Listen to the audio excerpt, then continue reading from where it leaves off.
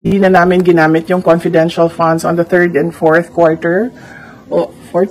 Third and fourth quarter noong 2023 kasi sinabihan na kami na pinagmimitingan sa loob. But do you think the government is still stable? No. Ma'am. No. Our institutions are clearly abused. They are used for personal gain. They are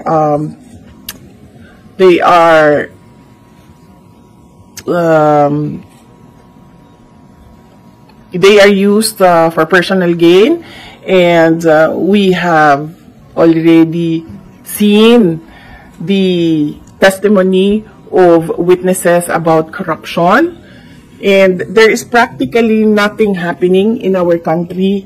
Ilang ulit ko na yan sinasabi noon na tigilan yung politika, tigilan yung pansariling pag-una ng pansariling interes kasi walang nangyayari sa ating bansa.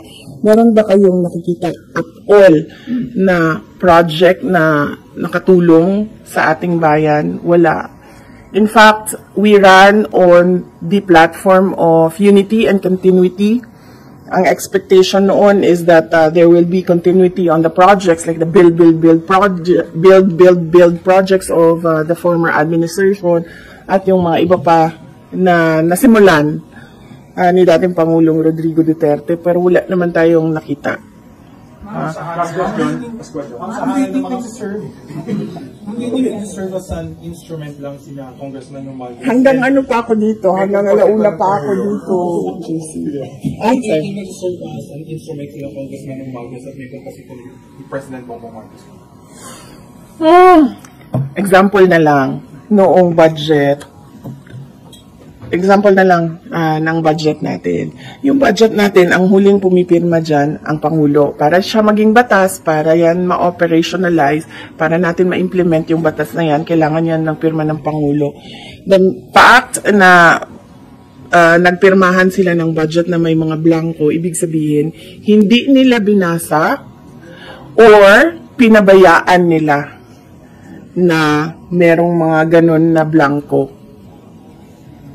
Ma'am, you mentioned na hindi stable ang gobyerno. Sa tingin niyo, kumusta ang moral ng mga sundalo na mga nagpapwede naman sa inyo na mababa ang moral nila? Hindi ko alam. Hindi ako makapagsalita sa moral ng mga sundalo. Siguro mabuti ba ang word na magsalita patungkol sa moral is sila na mismo ang magsabi.